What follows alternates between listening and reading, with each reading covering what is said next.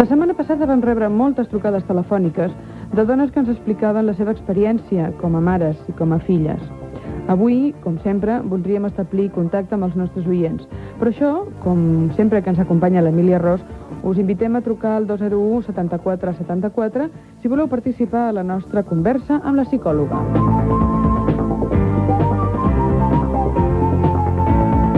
Bon dia, Emília, benvinguda. Bon dia, gràcies. Podem parlar en aquests moments ja de psicologia prenatal? Jo penso que sí, sí. I precisament, a causa d'aquesta psicologia prenatal, les coses que nosaltres explicàvem i que continuem explicant avui i encara en programes vinents, jo penso que reben per fi la consideració científica que realment mereixen. Mira, la majoria dels seus practicants treballen al camp de l'obstetrícia i de la psicologia clínica. I aquestes descobertes, a més, són molt importants per al caire eminentment pràctic d'aquestes investigacions, perquè és una cosa comprovada que gràcies a aquests coneixements s'han pogut rescatar a mils de nens de debilitants trastorns emocionals. Segons les converses que teníem l'altre dia amb els nostres oients, doncs no sé, cal potser fer la pregunta de si hi ha moltes persones en realitat que han quedat marcades per experiències prenatals o del moment de néixer i que més siguin conscients que això és així. Vull dir, se n'adonen que és una experiència viscuda abans de sortir de la mare? No. La majoria no se n'adonen, evidentment, i per això, precisament, estem parlant totes aquestes coses perquè les persones recapaciten una mica, perquè potser moltes dels trastorns físics i emocionals només poden explicar-se realment per al que va passar en l'úter de la mare i, de vegades, durant el naixement. Tot el que sabem pot evitar moltes d'aquestes coses. Ara, hi ha una cosa important, i és que això no vol dir que qualsevol trastorn emocional tingui el seu origen en la nostra vida uterina. Perquè hi ha una cosa important, i és que la vida no és estàtica. Tot el que ens passa i sentim des que naixem i durant tota la vida ens influeix i ens altera.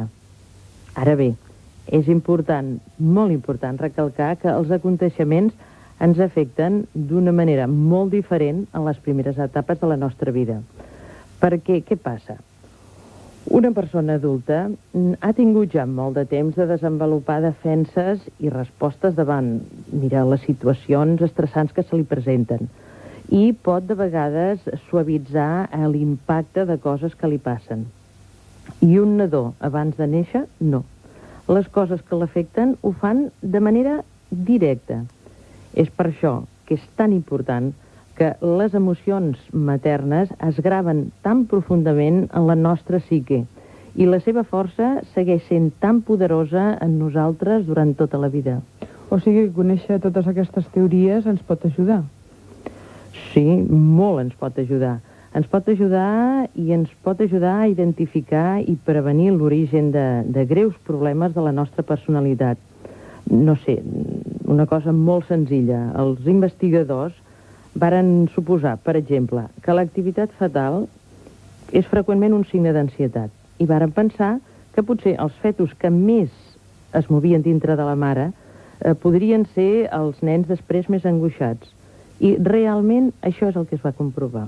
Els nadons que més es movien en l'úter, després fent un seguiment durant molt temps d'aquests nens, es va veure que eren nens molt més angoixats que els nens que, per exemple, eren nens que estaven molt tranquil·lets allà dintre i es movien poc. O sigui que amb totes aquestes coses que es saben, o que amb aquests coneixements, es pot preveure, d'alguna forma, el comportament d'un nen en el seu futur com a adult. No, tampoc no és exactament així. Perquè passa una cosa, que és possible que una teràpia a temps d'aquests pares, quan el nen és molt petit, quan el nen que està, diríem, malament, una carrera gratificant d'aquesta persona d'adult, que aquesta persona, quan sigui gran, estableixi unes bones relacions de parella. El fet de que la paternitat o una psicoteràpia d'aquesta persona a temps poden contrarrestar part d'aquestes ansietats que s'hagin tret des del naixement.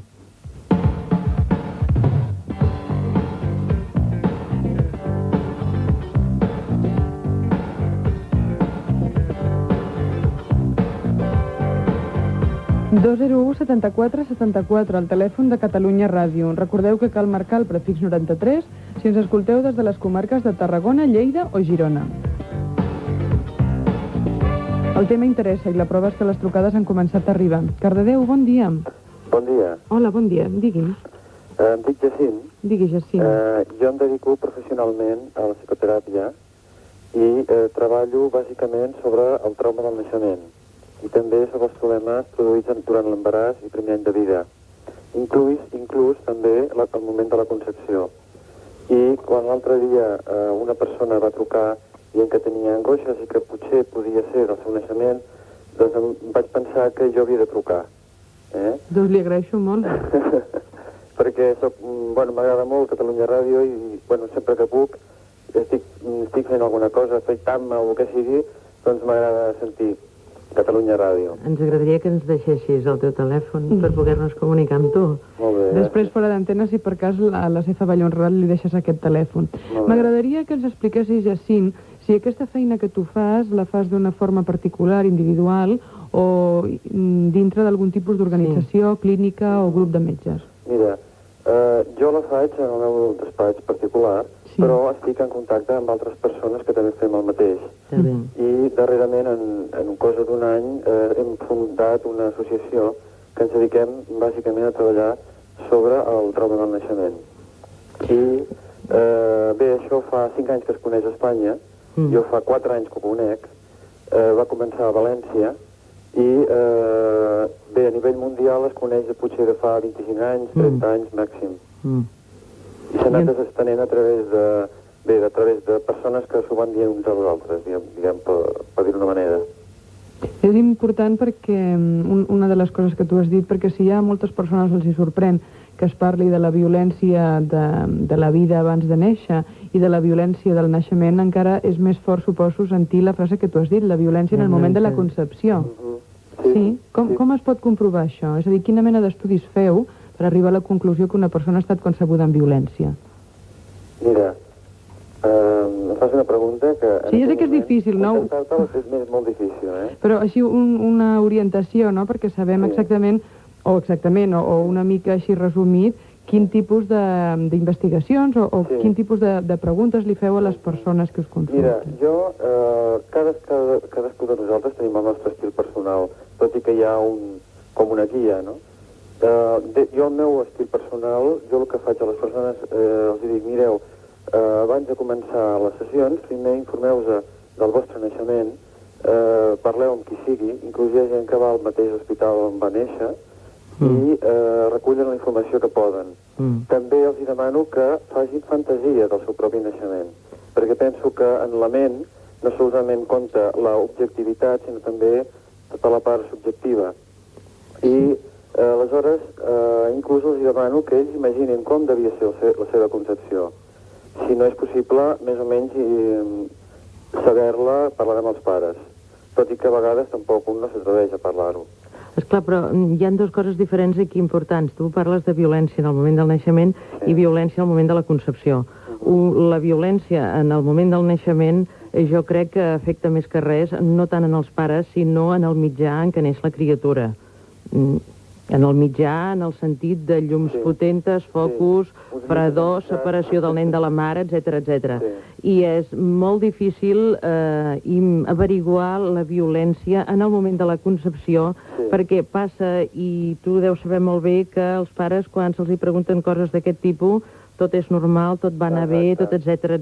No ha passat res. A excepció de casos en el que, no ho sé, per exemple, la relació de parella ja sigui molt dolenta, i no ho sé, hi hagin baralles, etc, o el pare sigui un alcohòlic i llavors s'hagi produït la concepció en una nit realment violenta, o en un dia realment, o en un moment violent d'aquest home o d'aquesta dona també, no? Però esclar, potser són dues coses una mica diferents.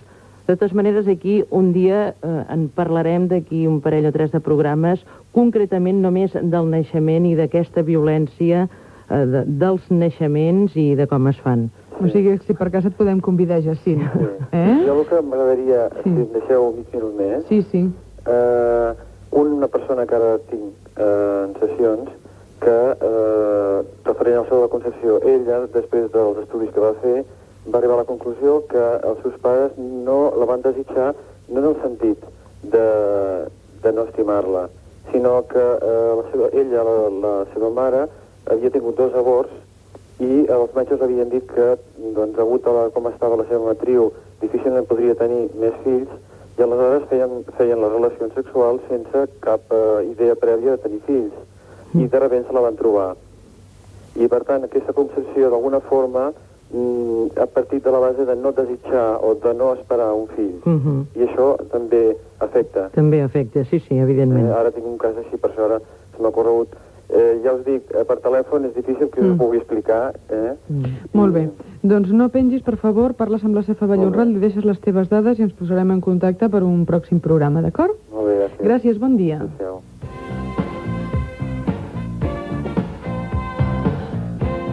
Badalona, bon dia.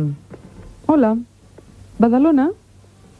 Tenim una trucada de Badalona. Bon dia. Hola, és que la sento com si no hi fos. A veure? No, surt per allà i ho sento. Ara sí? Bon dia. Bon dia. Ara sí, perdoni. Digui, senyora, digui. Hola, a veure la doctora, que vull explicar-li un problema. Que em sent? Sí, la sentim. sí, En principi sí. no estem aquí per explicar problemes. No, explica un No és una un cas. consulta, això. No, a veure què li sembla amb ella. A veure. Escolti, miri, jo estic embarassada. Però els primers 3 mesos de l'embaràs han sigut molt dolents amb el meu marit, hem tingut molts de problemes. No, vull dir, ja estic arribat a dir que no desitjava la meva filla.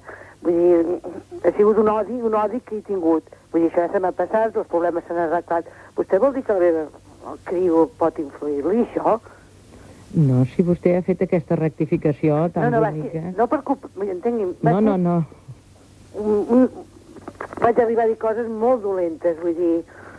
Però miri, és el que dèiem abans, la vida realment no és una cosa que es para. La vida no és estàtica, la vida és dinàmica i, evidentment, si van haver-hi uns rebutjos de vostè pels problemes que siguin, vostè els pot compensar sobradíssimament amb aquests mesos que falta d'embaràs, a part de que totes les coses que estem dient aquí i totes les investigacions que s'han fet fins ara van a partir del 6è mes. Llavors, vostè pot, evidentment, compensar moltes coses ara i moltíssimes després. O sigui que tranquil·la i no es preocupi. No, és que estic molt amunt. Tranquil·la. Vostè ha parlat de la seva filla. Sap que serà una nena? Sí, perquè jo tinc més de 35 anys i m'han fet una prova, no me'n recordo com se diu.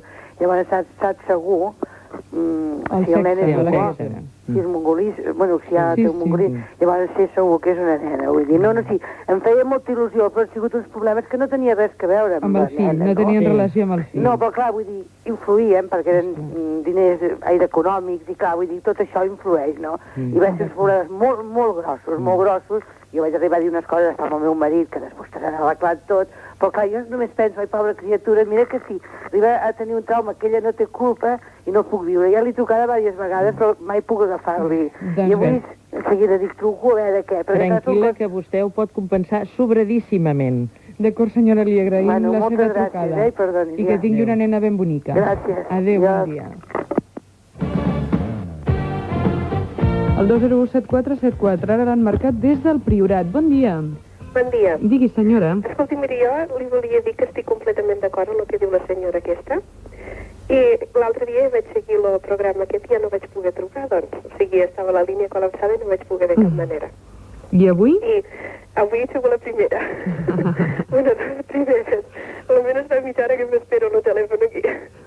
Escolti, miri, jo el que li volia dir és que l'experiència que tinc jo de quan esperava el meu nen és que cada dia, de bon dematí, ja quan tocava el despertador ell ho sentia dintre. Sí. Jo notava que ell se despertava i s'estirava, allò com si s'estigués, Sí. I té aquesta sensació. Ara, el nen és completament igual. És un coet igual, matiner, i tot d'aquesta manera. Miri, el que li volia dir és que estic completament d'acord amb el que diu vostè, que les sensacions ja es noten totes dins de la mare. Totes. Miri, precisament és una cosa molt curiosa perquè una de les investigacions que es va fer és que tots els fills de mares matineres, després, durant tota la seva vida, és gent que li agrada matinar i que, molt bé, s'aixeca d'hora. Tots els fills de mares noctàmbules són persones que després els agrada viure de nit i dormir de dia. Ja, llavors també me'n recordo molt que estava de moda aquella cançó del Miguel Ríos de Bienvenido. Sí. I quan sentia aquella cançó es posava a votar per una... Es posava a votar perquè d'alguna manera rebia la sensació de vostè, no? Com si veiés. I jo em posava a riure perquè ara és que se'l digués a la música balla completament igual. Exactament. És que, a més, evidentment, ell no sentia el bienvenido. Ell sentia el que vostè sentia quan vostè sentia el bienvenido. Sí, sí. I amb la música clàssica i sí, o sigui, se relaxava i ara li encanta també. O sigui que totes aquestes sensacions, jo el que li he volgut dir, o sigui, no és res d'allò, és simplement ratificar el que diu vostè, doncs que sí que és veritat. És a dir, perquè els oients escoltin que no són teories de les psicòlogues, sinó que són realitats. No, ja li veig al meu marit, dic, jo a aquesta senyora li he de trucar i li he de ratificar públicament que sí que és veritat, que el que ha estudiat és veritat. Doncs li agraïm molt. Tot el que sap ella, dic, jo ho sé per experiència pròpia també. Que és la millor... És el millor aprenentatge que es fa, la pròpia experiència. Val, moltes gràcies, doncs, gràcies, senyora, per trucar-nos des del Priorat. Bon dia. Catalunya Ràdio. Bé, doncs avui amb l'Emília Ros potser podríem dir que hem de donar principi a una campanya. Dona embarassada, comunica't amb el teu fill. Exactament. Això és una cosa molt maca i penso que seria un eslògan que s'hauria de posar per tots els carters de Barcelona i de tot arreu. Perquè jo he pensat moltes vegades això, i imaginem-nos com ens sentiríem nosaltres si estéssim en una habitació sols durant 6, 7 o 8 mesos o 9, sense cap estímul ni emocional ni intel·lectual. Doncs així és com se sent un nen ignorat dintre de la seva mare. Les seves necessitats emocionals són, evidentment, més primitives que les nostres, però és real que existeixen. El nen necessita sentir-se estimat i desitjat igual com nosaltres adults ho necessitem, i potser més. Per exemple, un estudi que es va fer sobre dones embarassades esquizofrèniques ens proven d'una manera, però molt eloqüent, els efectes devastadors de l'abandó emocional en l'úter.